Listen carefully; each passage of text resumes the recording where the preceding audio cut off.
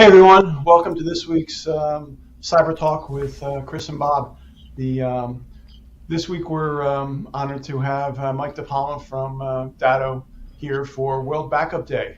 For those of you who don't know, today is World Backup Day, and I thought it would be a good opportunity to talk about some SaaS backups. A lot of people don't even know what SaaS is, so I figure we could probably kick that off and really talk about what SaaS is. You know, everyone has a cloud platform that they may use, and that's pretty much where, and SaaS covers all of those platforms. But specifically, a lot of times, email could be your backup, your SaaS platform, or what else, Chris? More common now is ERPs. A lot of ERPs are moving from traditional software into the cloud. Accounting applications, finance applications, storage. Salesforce, yeah, sales, marketing. We're pretty much using SaaS for everything in our business now. I mean, our entire business is built off of SaaS, honestly. We don't have very many things that are just legacy. Well, that's a great point. You know, most of our clients don't have servers anymore. Yeah. So we're trying to get rid of them. One of the two. Right. And, I brought Mike in here to talk about some of the SaaS products, specifically around a lot of things people are using every day. You know, the people have got their Office 365 accounts, or they got their Google Apps account, Google Workspace. So that's pretty much where today's discussion really is, because people don't have the file servers anymore. So where are they putting their files? Right. Yeah, I think if you ask people to go back to, after listening to this and just say, hey, go do an inventory of all the SaaS applications that you're using, you will be shocked to find out exactly how many. A lot of times one department's using one that another department doesn't even know exists, although everybody has access to it. So, I mean, when it all fits in, most people, you think World Backup Day, you think exactly what you guys are talking about. Some on-premise server, here's my hard drive, that's backup, right? That's what we've been thinking about for the last 30 years. The data sprawl and the fact that real tangible data is living in all of these SaaS applications that businesses rely on. First step is to do that inventory, figure out where that data lives, who has access to it. I know we'll probably get into that a little bit, but it's a simple step. But I don't think a lot of businesses, the ones that I talk to, are really that aware of all the data that lives in all these SaaS applications. Not only that, just like who owns the account? Yeah. Because sometimes you'll go into a business and somebody signed up for a personal Dropbox or some personal, and they'll put business data in there and they'll share it out. Well, what happens when they walk out the door? Exactly. You lose control of that data. Yep. So understanding the data flow in your business is important, and understanding we're going to get into this, but how do you recover from that? Something happens to it. Yeah. Yeah, I think, again, when we looked at what happened over the pandemic, everybody, the work from anywhere environment, we in the IT space were prepared for that. We were predicting that this day was going to come. It just accelerated, right? We saw the writing on the wall. I mean, we've been in business 15 years, primarily backing up on-premise data. We didn't start to pivot because of the pandemic. We started this process of starting to back up that other data 7-8 years ago, right? So we all knew. It just kind of accelerated probably what would have taken 3 to 5 years in a matter of probably 3 to 5 months out of necessity, right? Yeah, right. So Chris had a really, really good point that you don't know where this data is. That's one of the things that I know when Chris and I are talking to people now, it's really doing a risk assessment and finding out where that data is, because if that personal account goes away that somebody had, where are we? Where is that business data? Which we try and make sure that people are using the business versions of everything.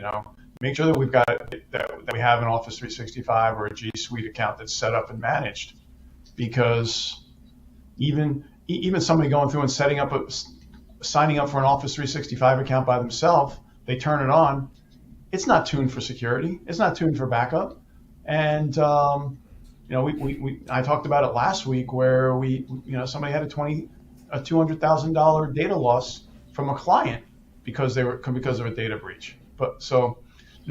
That's kind of getting past what we're talking about today. But from a backup perspective, a lot of people think they might be on the cloud. I don't have to worry about that anymore. And I know that's a huge problem, and it's a mindset change too. How we educate people that their data really isn't there. But what things can we do today to really cover that from a backup perspective?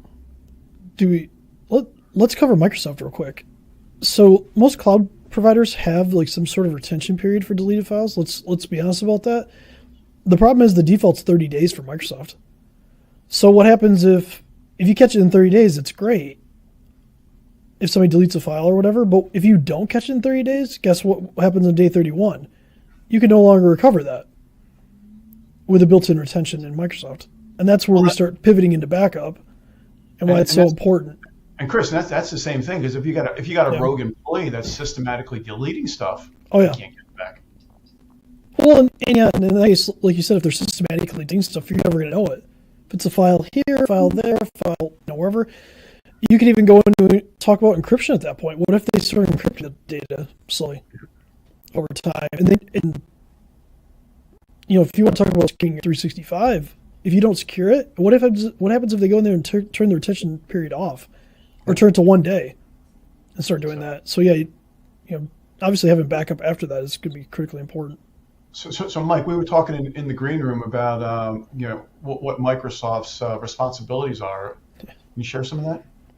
Yeah, and Microsoft, as well as basically all of the software as a service applications, have this shared responsibility model. So basically what they'll say, and they're very public about it. I've sat on panels with folks from the Microsoft team, and they will tell the audience, you bear some responsibility as that tenant, because a lot of times it's not brute force into Microsoft's cloud, right? Their cloud is very secure. As a criminal, you're looking for the low-hanging fruit of, somebody clicking on an email they're not supposed to, gaining access that way. So there is a shared responsibility model. We have a product that backs it up, and we need to go into the details of that, but Microsoft has endorsed it. We're going around the country. We have our first roadshow coming up in New York alongside Microsoft, because they are telling you go to their SLA, you go to their user forums, they will tell you need to back up this data on an external site, because the mindset needs to be the same. This is critical data. It needs to be backed up. Just because it's not sitting on some Windows server in your office, it's still critical data. And Microsoft's very open about that. They are not in the world of backup. Yes, there is a backup, built into it, but that is not the type of backup that a business really needs. It's great if it's your family photos and that type of things, right? But as a business, it needs to be viewed just like any other data. Yeah, and some really good things that are happening with a cloud-based backup solution is the fact that it's happening. It's happening every day. It's happening multiple times a day, so that we are getting those changes. So when somebody does accidentally delete something in the middle of the day, we have a good chance of getting that data back. Yeah, and we've seen a huge uptick on attacks. Criminals are smart and they're opportunistic. So the mindset has always been, who are they attacking? On-premise Windows-based servers. And people think that's because they're less secure. Really, it's because there's so much data that lives there. As data migrates, they're going to follow that. Bob, you probably remember the last big DattoCon we had was out in San Diego, and we hired Kevin Mitnick. If anybody's not familiar with Kevin Mitnick, really interesting story. FBI's most wanted list, gets caught, comes out. It's like, catch me if you can. Now he's a good guy. And he created a live virus. Not to say this is a click-through. This is to say, if I was a criminal right now, this is where my focus would be. It was on Microsoft 365. That was June of 2019. Think about how much that has evolved, right? And that's a forward thinking of criminals. He said, this is the future. This is what we're talking about. But think about now. They were already prepared for something like the pandemic, where everybody worked remote, and the boom in Microsoft 365. Think about where that's gone. And you could just Google it right now as you're listening to this. You will find story after story after story about attacks on Microsoft 365 accounts. Yeah, that demo was pretty famous in the channel community, because it was clicking on one link, and then everything that was inside that user's account got encrypted. Everyone heard of ransomware because they saw the crypto lockers messages, but this was ransom cloud, where everything in the cloud environment was getting encrypted. And Kevin wasn't necessarily on site, but it was his application was reaching into the cloud environment and backing and encrypting. From what we've seen, that wasn't specific to Microsoft. It could have happened just as easily. He could have built that for the Google environment, and So Chris, was the are we attacking Microsoft on this, or are other platforms have similar policies around backups and retentions? No, I mean Google has the same idea. Dropbox has the same idea. Pretty much all of them have. They have retention periods for deleted files, but they're not backup at the end of the day. Yep, and that's why we have to back up everything that we've got in our Google Cloud environment, our Google, our Microsoft environment. And unfortunately, a lot of the tools we have don't work on the consumer stuff. So people really need to get their own platforms built out and not try and use the free Gmail account to back up their stuff. Well, and then if we expand outside of that realm of like SaaS applications, we start getting to like Salesforce and things like that, and other applications you may use that are SaaS apps, you may not be able to back those up. So now you have to talk about the shared responsibility and accountability of holding that vendor responsible for knowing what their backup and disaster recovery policy is. A perfect example of that was Kronos. Look what happened to Kronos Cloud starting in December when they had ransomware. And cities and hospitals and universities and companies couldn't do HR functions because Kronos clearly was not doing their security or their backup and disaster recovery properly. Yep. So the message that we really need to get to everybody today is if you're using a SaaS platform, make sure you back it up.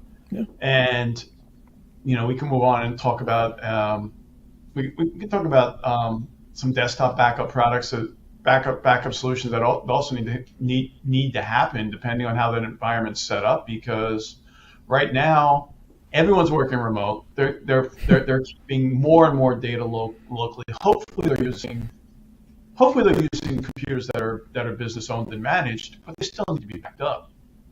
So we just plug in the USB drive and back it every day, right? Just rely on them to manually go do that, right? But yeah, you're exactly right. I mean, it used to be very simple. I think that you're sitting in the office, everything backed up to a server. There's very little, responsibility on that person's side. Now that everybody's remote, and even as we're going back, the reality is this kind of transient workforce is what it's going to rely on. Most businesses, especially up here in the Northeast, it's 3 days in, 2 days off. My wife goes in 2 days a week. Sometimes you're not even at the same desk. So yeah, there's shared tools that you're supposed to be backing up your data, but this is the real world, right? So people don't always follow those. And you have to try to take the user error out of it as much as possible. If you get an email, I remember my previous job, it was our responsibility weekly to go back up our data. How many people on a Friday afternoon remember to do that or do it properly, right? It's just human nature. So all of that stuff needs to be, again, back to the simple stuff, inventoried. Who has access to it? Where does that data live? And where is it backed up? It shouldn't be if it's being backed up. Just tell me where it's being backed up and start with that conversation and then kind of go from there. We've actually been we've been rolling out desktop backup solutions. Actually, the continuity cloud from Datto to actually back up those end user desktops that are sitting out there. That people aren't supposed to store documents on their desktop. They do. There's a lot of them. So now we get to back it up and get things going quickly. So we've good for desktop backup. We've made it. Depends on the business. Like if it's a critical desktop, 100% back it up. You need to, especially, I can't tell you how many times people have had their UPS World Ship desktop die. Like something like that's a critical business function they don't even think about. We try to leverage some of the tools from Microsoft to back up like the desktops, documents, and pictures, and then we'll leverage something like Datto to then back that up from the cloud. That's been our strategy, at least from the desktop perspective. That way we keep from installing too many agents on a desktop and kind of rely on that strategy. That's the way we've taken it anyway. Well, that's the other that brings up a really good point too, because a backup solution is more than just one copy. Yeah. And with what you just created with using Microsoft tools and Datto, you've now got multiple copies. Yeah, it's 3-2-1 strategy, right? Yeah. So we have 3 copies of the data, 2 on 2 different mediums, and one of them has to be offsite. In our case, 2 of them are offsite if we're using OneDrive, and then Datto on the flip side, but same principle. Cool. Yeah. Well, that's 15 minutes of the call, and I'd like to thank Mike for dropping in with Chris and I today to thanks. really remind people about backup. And Chris, do you have any parting words for people on backup? USB hard drives are for backup. They're not for you to store your actual live data. Please remember that. I can't tell you how many people I've seen use USB drives as primary data storage and have them die. And also encrypt those data stores, because you never know where they're going to end up. And we've got that tip and more tips sitting over on this website. If you jump over to 15ways.metromsp.com, you can download a tip sheet that's going to have backup options and also other additional cybersecurity solutions that you can